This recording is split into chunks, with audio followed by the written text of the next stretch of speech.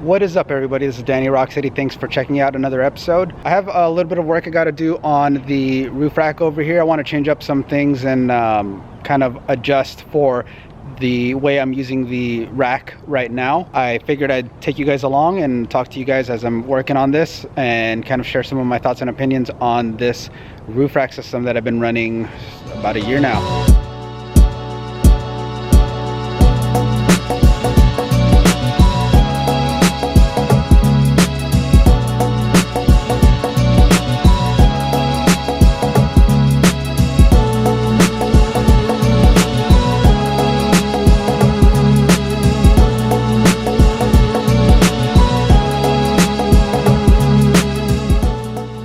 I've been running the Prinsu Designs roof rack now on the RAV4 for about a year, I think. And for the most part, aside from the lighting system, the configuration that I have the rack set up is the same that I've had it pretty much the entire time. Here's a top view of the current setup. For those of you guys who have been following for a while and saw the how to mount gear to the Prinsu roof rack video, this gear should still look pretty familiar. I have the Pelican V800 vault.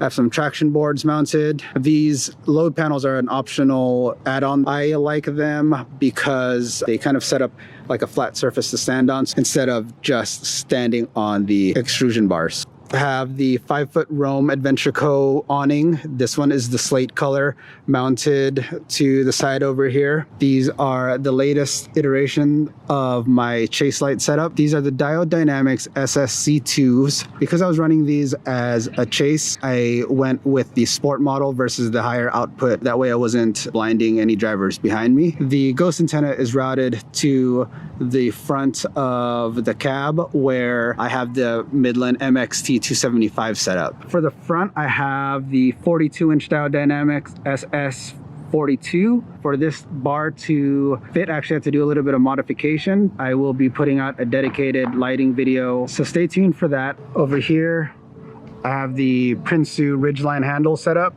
These are going to be one of the things that I will be moving.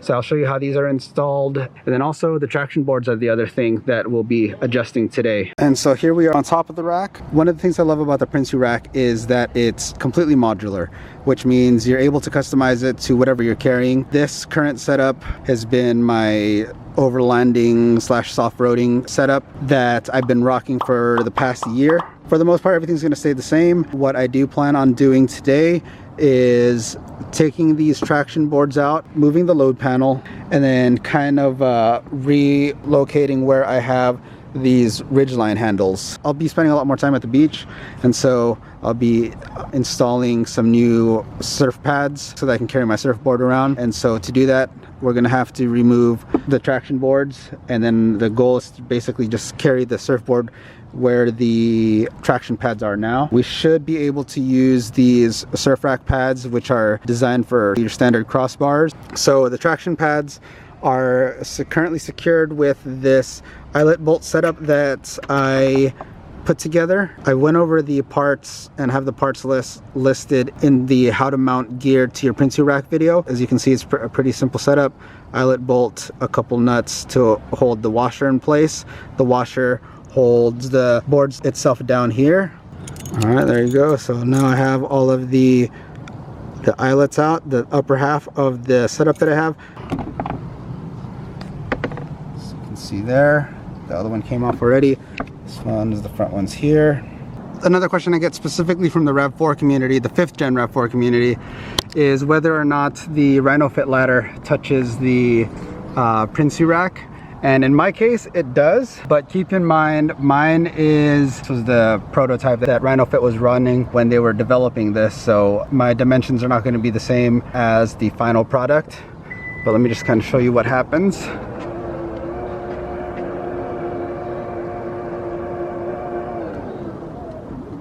It touches, bounces back a little bit, and then settles. Back here, I've been doing a little bit of testing today. This is my new 53 quart set power.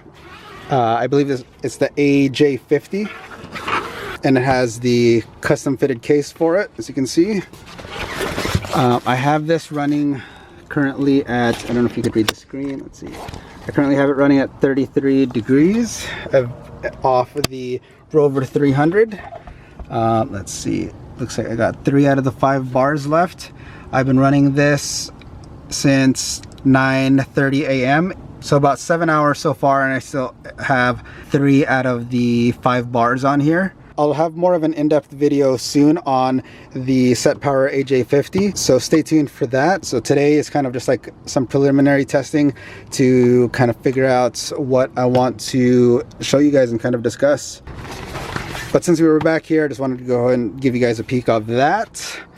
And I have a new battery pack that I am excited to reveal onto this channel soon. The fridge is going to be part of a new system that I'm installing into this. This is one of 3 major parts. I have 2 out of the 3 pieces now. Just waiting on 1 more, and then I'll reveal that to you guys here on the channel. Now that I have this area exposed, I'll just give you guys a peek of how I have my wiring run to my chase lights. I just have it zip tied to different areas of the rack. But since I'm moving stuff, I'm gonna have to cut some of this off and re-secure it. And so I just wanted to give you guys a look while I'm up here. And for those of you guys who are new to the channel, I am running a Trigger wireless accessories controller. And so other than the wiring from the lights to the trigger itself, which is down in the engine bay, from there's no wires into the cabin itself. So you'll have switches at the driver's seat that you're not going to have to run wires through your firewall. Now that we have the traction boards off, it's time to actually move a couple of these panels.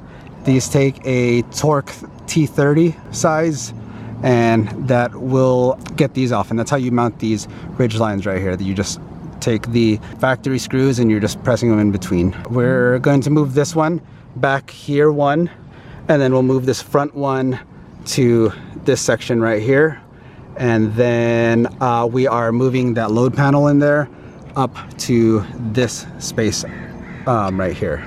So just to make things a little easier, I went ahead and just took off the Pelican.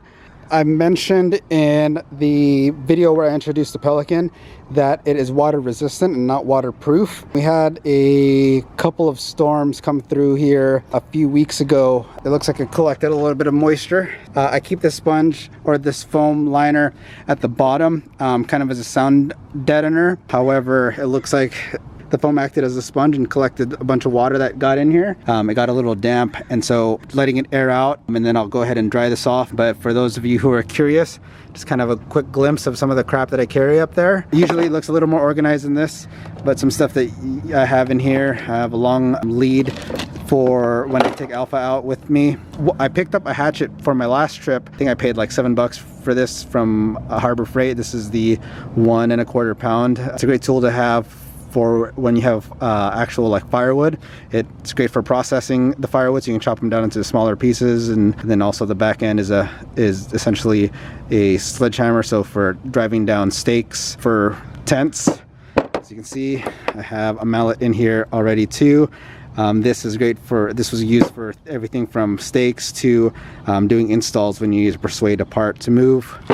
Have an e-tool, so here's my shovel. I use this for everything from digging a fire pit to burying out in the field. Some odds and ends like rope lights, glow sticks. I have some extra tent stakes. One of the things I just added was a foxtail. This has been great for just keeping the inside of the tent clean and just keeping the dirt and crap like that off of the all-weather mats in the back when I'm carrying stuff. And then the whole reason that I even got the Vault V800 to begin with, because of its size capacity, is the air compressor that I carry. So the Harbor Freight Pittsburgh air compressor. I've been running this thing for over a year and a half and hasn't failed me yet, so hopefully the moisture didn't get in here and mess it up too bad. It's been solid. Highly recommended for $70. Great for airing back up after you air down for a trail. Alright, it's the next day. I lost light pretty quickly last night, but I did get everything done.